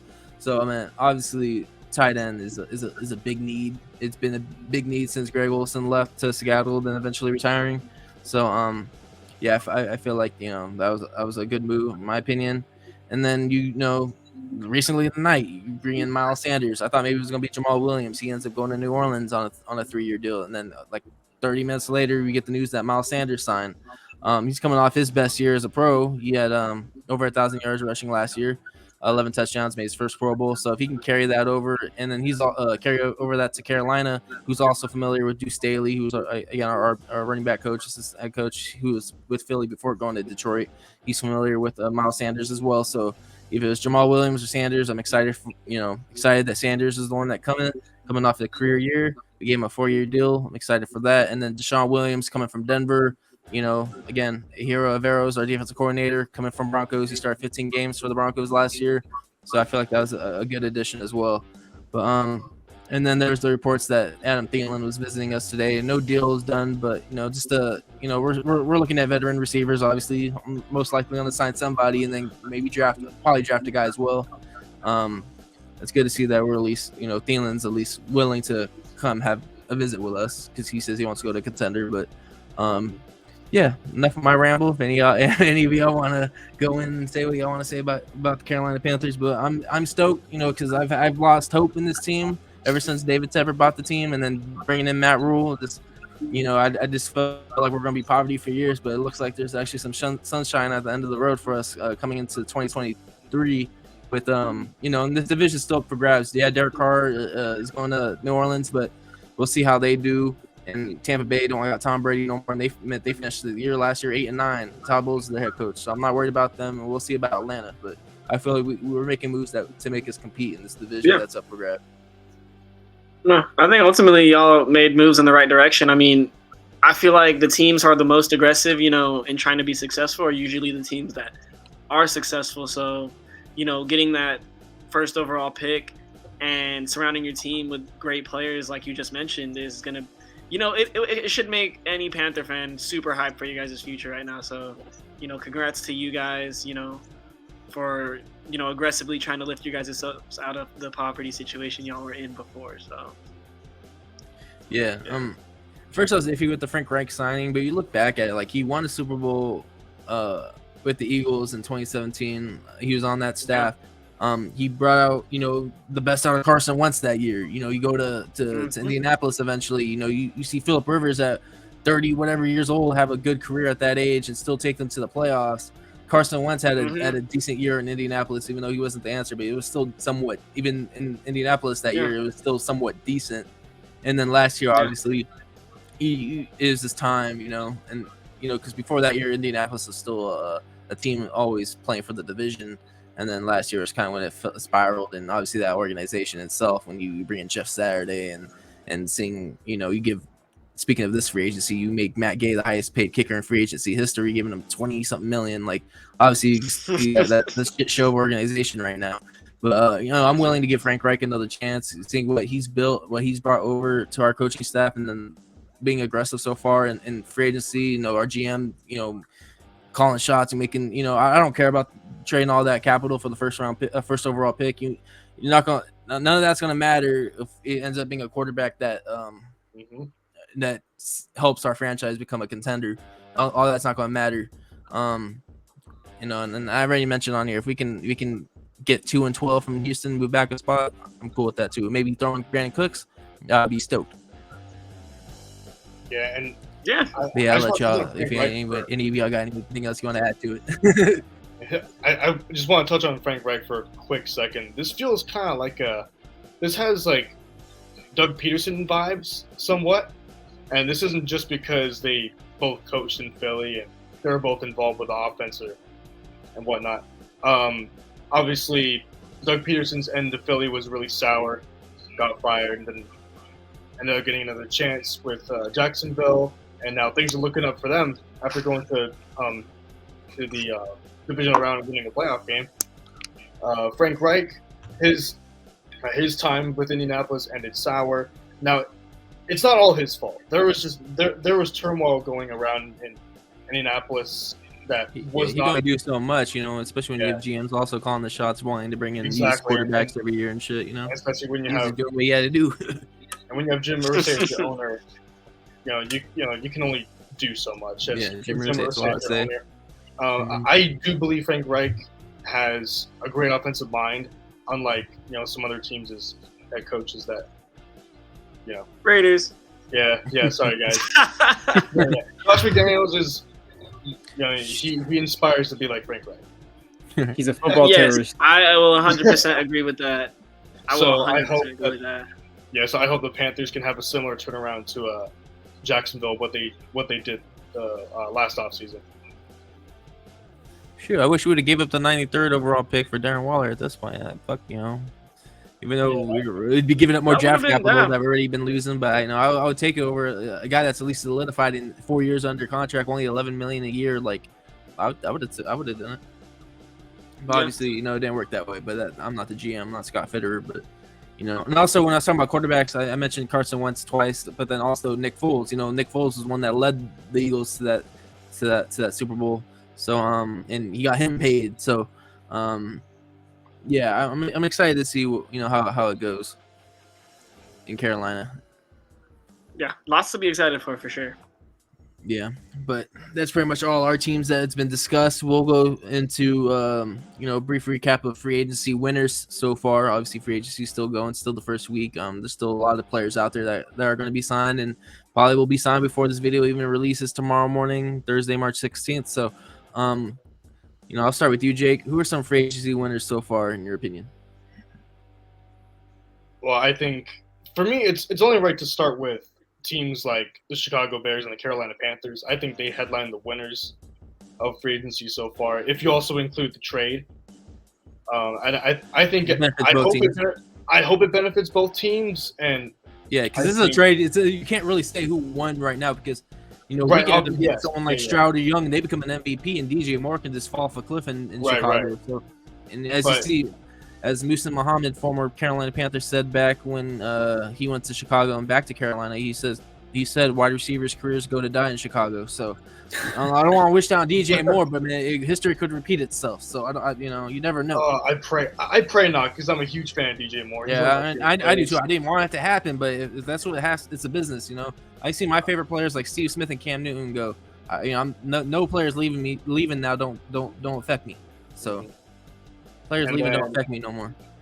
Yeah, so I think those two teams headline the winners, and I think one more team to throw in there. I'm going to say the Dallas Cowboys. That was one of Just mine as because well. Jerry Jones, you finally did it. You did it. Yeah, you did bring in Gilmore, you Got signed rid of Donovan your- Wilson and Van Der Esch. I mean, Yeah. those are key pieces to your defense. I feel like I'll give Cowboys a winner, especially after what they did yesterday. Yep, and they were able to retain Dan Quinn as their DC, and he was able to, they were able to keep him, and they avoided him not getting a head coaching job. So that's a huge plus for them. I mean, we know we have mixed feelings about Dan Quinn as a head coach, but we know what he is as a defensive coordinator. He's a really, sound and successful defensive mind. He's done it with Seattle, and now he's doing it with Dallas, and now they just keep getting, upgrades at positions like corner, like Stephon Gilmore. He'll be opposite of Trayvon Diggs, and we touched on that earlier already. And then they still have the draft to go through, so we'll see what they do. And they tagged Tony Pollard. They kept the right running back. Thank you, Jerry Jones, for I not. haven't even mentioned Elliott right now. Thank you, Jerry, for not letting your ego get in the way and cloud your judgment. You kept the right running back, and but in actuality, though, I really do.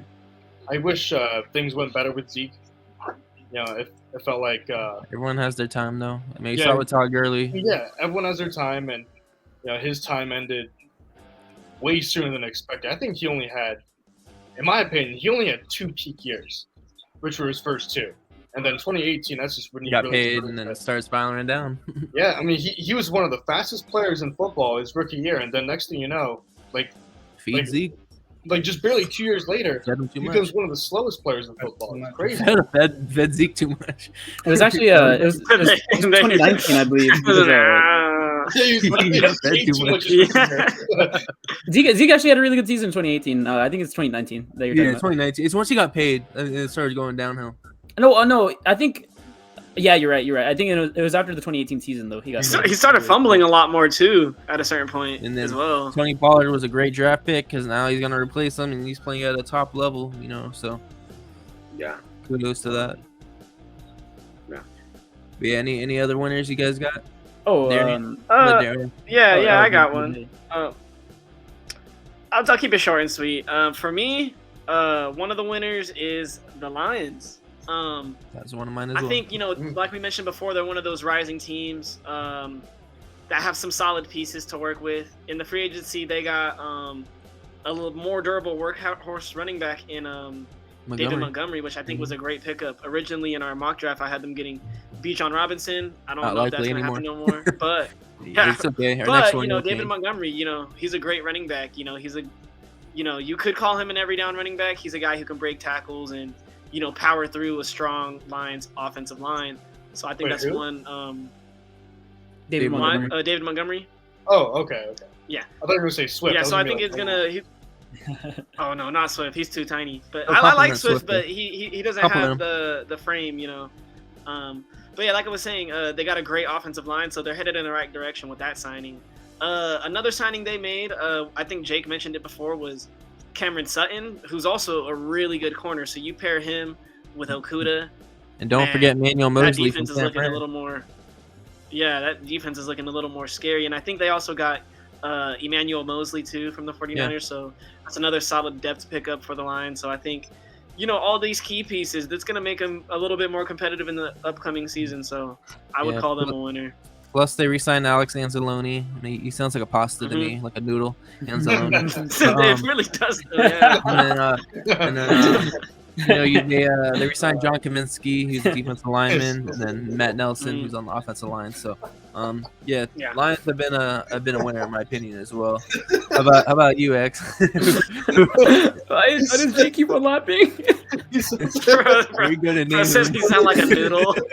He does. Anzalone, like a pasta noodle. Yeah, thanks. I'm sorry. I remember when New Orleans, so I always thought that. Yeah, no. I mean, I was gonna say it was funny. Well, it's funny that we say that. So I actually do have two teams that I think are under the radar winners. I don't think this is really any consensus opinion or whatever. One of them I'll go by quick. The other one I'll go a little bit more in depth. For the one I'll go by quick. For the Vikings, they had a lot of losses. They lost a lot of corners. There's just a lot of DBs in general. And they made a lot of moves, whether it be signing people or not retaining some players. But I think for them, the biggest slam dunk that they had wasn't really even from a player, but just the ability to get a mind like Brian Flores as your defensive coordinator. This was a guy who wasn't a bad head coach. There was the reports about him and Tua not seeing eye to eye. A lot of that felt like hit reports. I'm not gonna lie. He couldn't see eye to eye with anybody, apparently. Yeah. Apparently, he had huge communication issues with people and just was not a people person. Yeah, but you see now he's a defensive coordinator. He's not in the head coach role, and so he's not going to really, obviously communication with players is a really good thing to have, but he's not going to need as much while not being the head coach. And he's a brilliant defensive mind. He literally took that Miami Dolphins defense that wasn't anything and turned it into something that was really good. And I think it'll fit with what they have. Brian Flores, he loves running those man concepts. So I think has to do a little bit with the DB purge. You have to get some better fits at the positions you need if you want to run a good defense. And so I know they had picked up Byron Murphy. And then another move I really liked was the fact that they got Marcus Davenport for a really cheap deal. Mm-hmm. Considering what the DN market is. I don't know what that spells for Zadarius Smith's future. That's pretty much in limbo. But either way, he asked for his release, but they haven't granted nothing yet. So yeah, either way though, now that you have Davenport, it's not going to hurt if he leaves, and you already have a great edge rushing duo with Danielle Hunter and Davenport. So I think that was good for the Vikings, and then the Byron Murphy trade as well. You have a corner that's great at man. Which they're going to be running a lot of with Brian Flores. And another team I'd like to highlight, and I'll get a little bit more in depth in this one, but I think the New Orleans Saints have had a really good free agency so far, especially considering what capital they didn't have. They were able to get some big guys in the defensive line. They had signed Kalen Saunders, I believe, and then and Nathan Shepard. Yeah, and Nathan Shepard. Not only that, but they were able to get another running back in Jamal Williams, who perfectly complements Alvin Kamara. He's going to be what Mark Ingram was for them. Mark Ingram, he's just a little bit past his prime now, and he's a free agent too, I believe. But also, you're able to get a quarterback like Derek Carr and people are gonna make the jokes, make the obvious memes, like, "Oh, he's not even better than Andy Dalton." That's just bullshit. Like, let's just keep it real. He's way better than Andy Dalton. Derek Carr's a big time player. Yeah, and you get him for I think he's like the 10th, 11th highest paid quarterback in the league after the Geno Smith and Daniel Jones deals, which it's not ludicrous for a guy of Carr's caliber. I think it will really show really how sabotage his career was in Oakland/Las Vegas. I don't know. I think for all the memes, all the hate they've been getting, and all the hate he's been getting as a player, I think it would make a lot of sense. And he could really use it as motivation. I just think it just makes a lot of sense. And not only that, they were able, like I said, with no cap space whatsoever. They always perform cap miracles. They were able to actually get Michael Thomas on a deal. And I think that's the other thing about getting a quarterback like Derek Carr that you see it on Twitter. Cameron Jordan's really excited about it. Michael Thomas was really excited about it too, and he was able to restructure his contract, which he wasn't willing to do with the QB carousel they had the past couple seasons with Jameis Winston, Andy Dalton, and even Taysom Hill, and even Ian Book had got some play. So I know for a player like Michael Thomas, he's really excited to actually have somebody that's a lot more stable than the guys he's had, and it really motivated him to get that deal done. And then another thing was oh, forgive me. The Saints already have really good weapons. They have Chris Olave, who's gonna have a really good year, assuming he stays healthy. But yeah, they were able to address needs, and I know the situation with Kamara. And re-signed Juwan Johnson as well. Oh yeah, they were able to retain Juwan Johnson at tight end, which he's a really underrated player. He's really big frame. I think he's like 6'7". He's a big body guy. Showed flashes in games last year. He had definitely had a lot of flashes. I know he played a lot better when they had Jameis in there. I know with Andy Dalton, he didn't get as much of the looks that he was supposed to have. I think a lot of this will really just depend on Dennis Allen's ability to coach up that defense. I think Pete Carmichael, this was his first season calling plays as the OC after Sean Payton's departure. It didn't look too great in the beginning, but Andy Dalton quietly did have one of his better seasons as the Saints quarterback. Obviously, there was the injuries and even, like I said, the stability at quarterback. So I think Pete Carmichael, he still has a lot more to prove, but I think he's a better OC than people would give him credit for, especially considering that Sean Payton has called plays. Dennis Allen, it's just really up to him to coach up that defense. But either way, you have Carr on that multi-year deal, which means that if Dennis Allen doesn't work out, the Saints are a good organization. They will find a replacement. They have a winning culture. They will figure something out. So it's not the end of the world if they don't. And you could say their cap is doomed. They always find a way around it. So I think they're really big winners in free agency. Yeah, they have a great front office too. I want to add to that. They have a great front office, and like I said, they have a winning culture. So ultimately, I think last year they were a quarterback away from being competitive. So I think ultimately the moves they've made in the signings and retaining the players makes them a winner as well. So yeah. Yep. How about you, Nahum? You got some winners? You guys mentioned all the team winners, so I'm gonna go. I got two more. Oh, okay. Well, no, you can go ahead, but I'm just saying that I feel like there's at least two more to talk about. Okay, well, I'm gonna try to hear yours then. But for the players, because I can't think of any more teams, there's a player that I think won free agency, Darren Payne, out of Washington. When I first saw how much he signed for, it surprised me. I haven't seen the D tackle get that type of money. There's Aaron Donald money, and there's like Darren Payne money now, and there's kind of like the rest of the D tackles. But I think Darren Payne kind of set a new market for D tackle monies for everyone that isn't named Aaron Donald. He got pretty much it's 4 years, $90 million, but it's really a 3 years, $60 million with another option for a fourth year at the end of it. But $20 million average. It's a great deal for him and for future D tackles. Yeah, I was gonna say not on teams right now, but like I say the defensive tackle market was a winner. You saw, like Daron Payne getting that contract, Javon Hargrave getting that contract from San Francisco. I know we mentioned guys like Kalen Saunders and Nathan Shepard with the Saints, Shai Tuttle with Carolina. There's been some defensive tackles are getting paid this offseason, so I'd say there's some winners. But the teams, I know X mentioned an NFC South team named the Saints. I feel like a team that's quietly had a pretty good free agency is the Atlanta Falcons. You bring in Jesse Bates, who's a top tier safety. You bring him in for a multi-year contract. You get Caden Ellis, a linebacker from the Saints, over to Atlanta as well.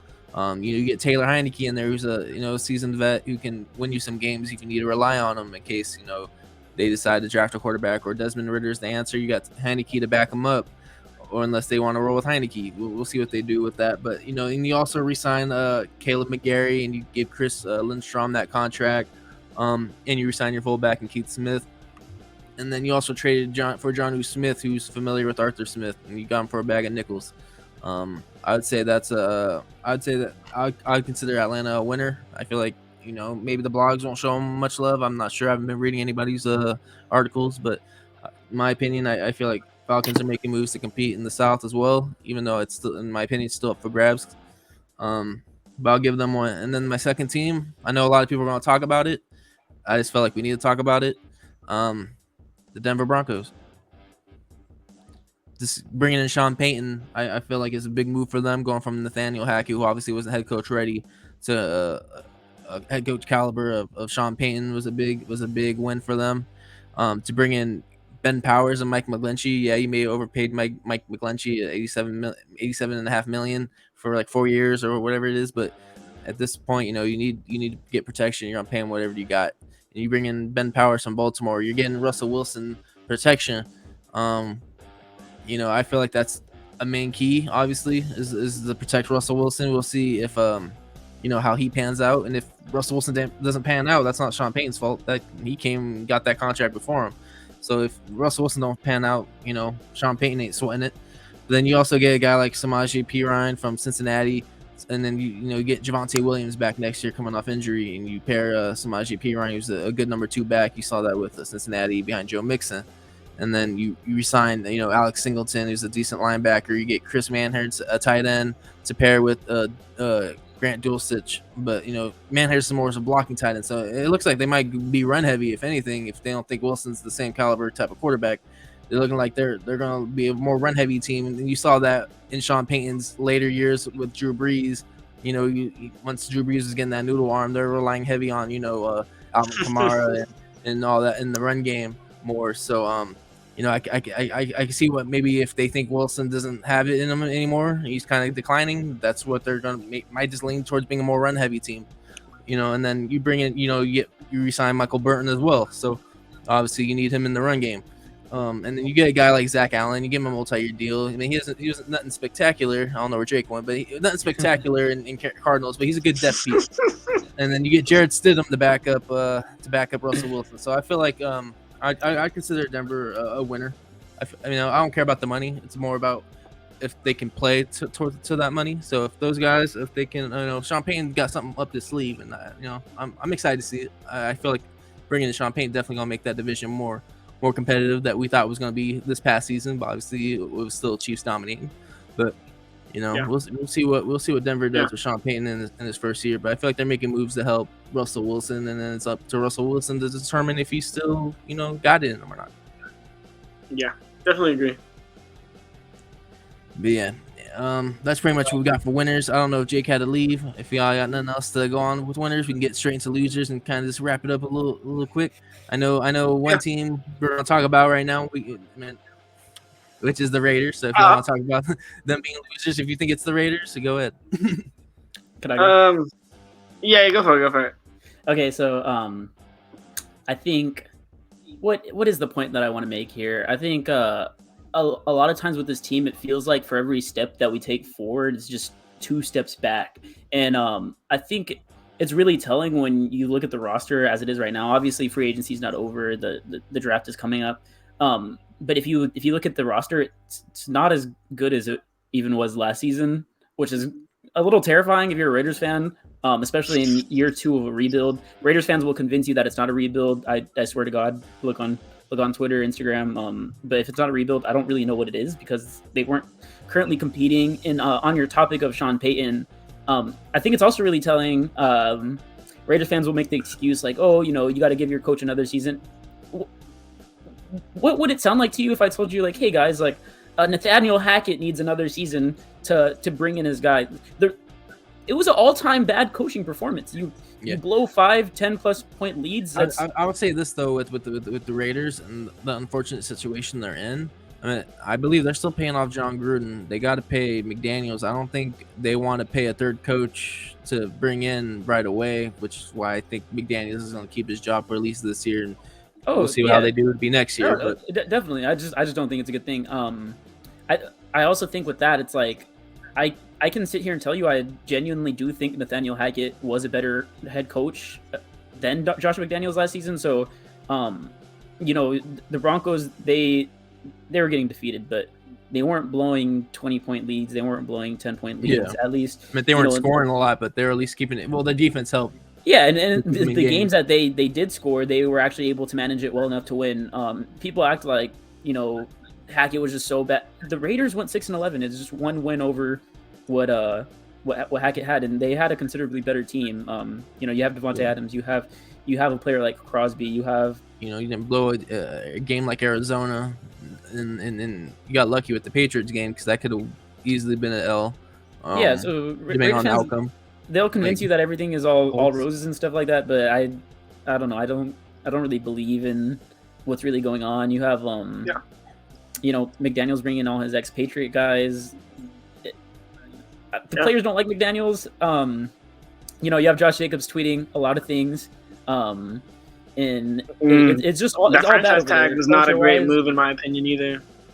Yeah, and so your players don't like your coach. Your fans, a lot of them will jump in front of a bullet for Josh McDaniels. I don't really get it.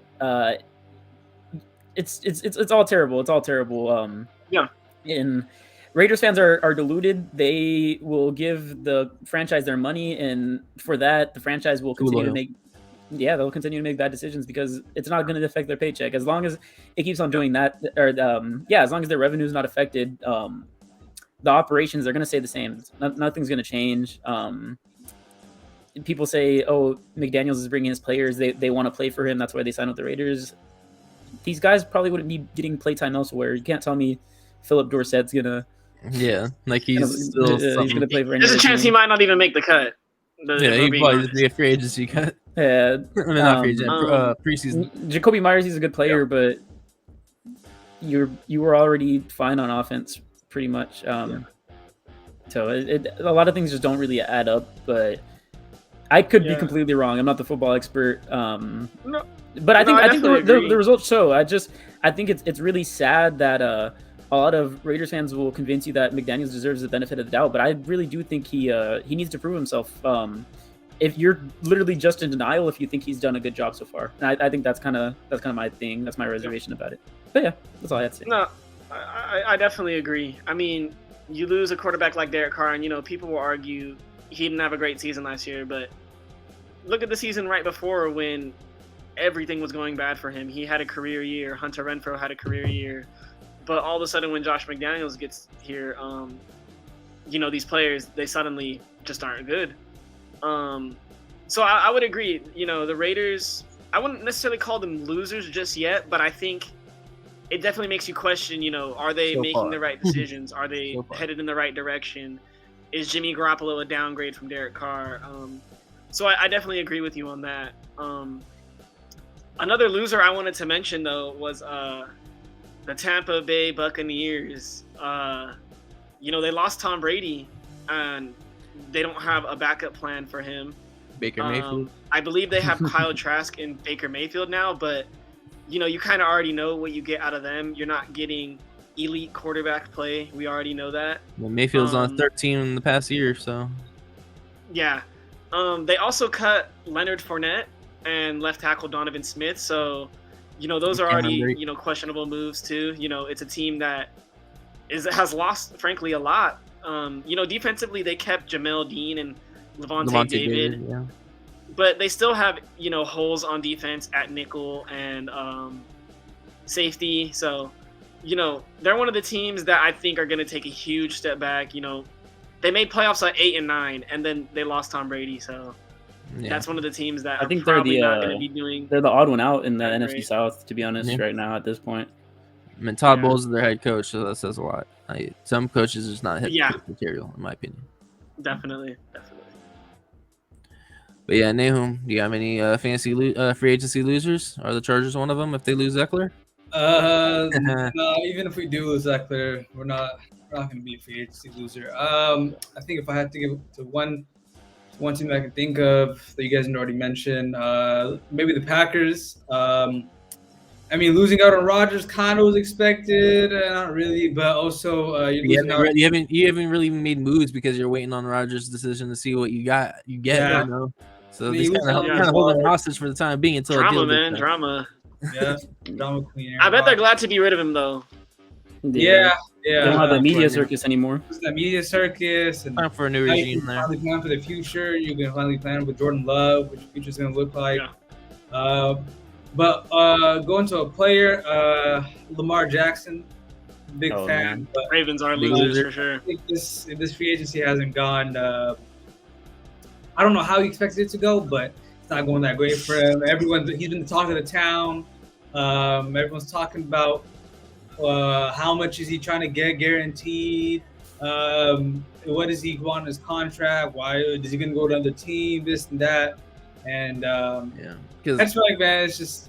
the thing about Lamar is like, yeah, you're the youngest to win MVP back in, what was it, 2019? But like the past 2 years or so, you've been hurt and the numbers haven't improved or been drastically better. So I mean, yeah, I feel like he's in a situation where I agree calling him a loser in free agency so far. What I will say is, I think Ravens are definitely losing.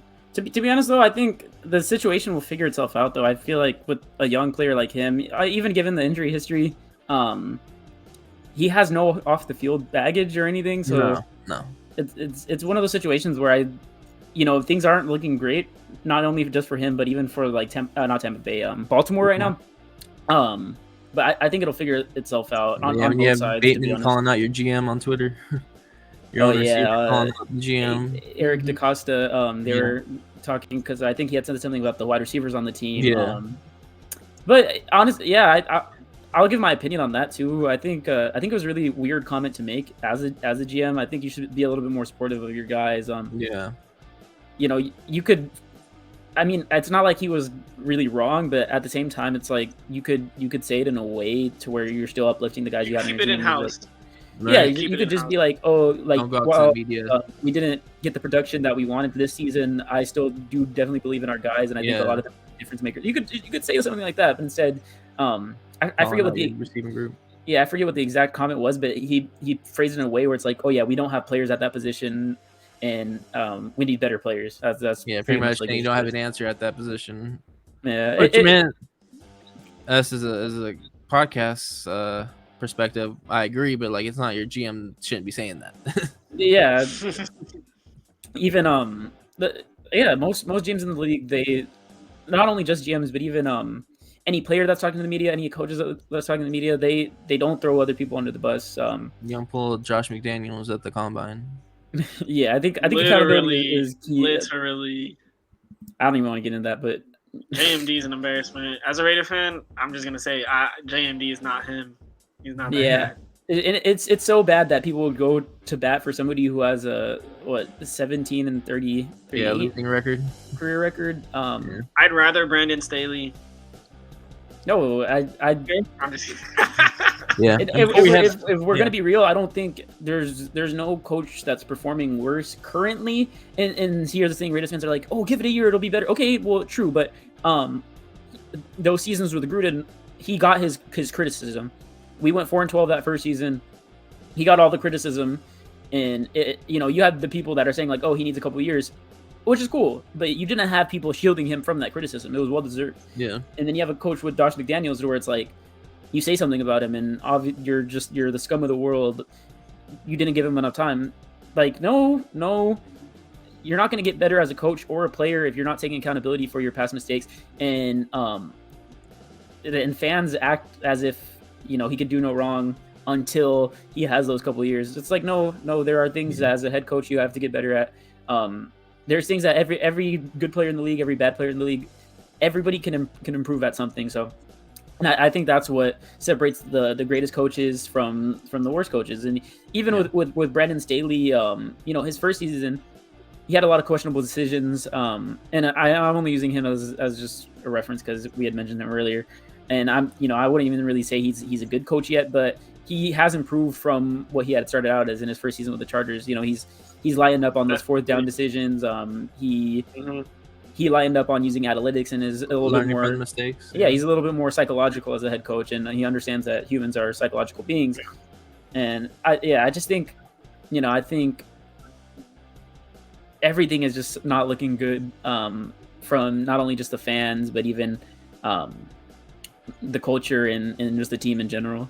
Sorry to spin it back to the Raiders, but there's so much I could say about it. We're getting close to the 2-hour mark, but before we get out of here, some people might say the Eagles are losers, but I'm not gonna consider them losers. They missed out. Some guys left, but they're able to retain James Bradbury, Fletcher Cox, Jason Kelsey. I mean, you lose Miles Sanders, but you get Rashad Penny in his career is averaging 6 yards a carry. He just can't stay healthy. But now you're going to a team that is has a better O line. I mean, you got Boston Scott re-signed, and then Hurts can do his thing with his feet as well.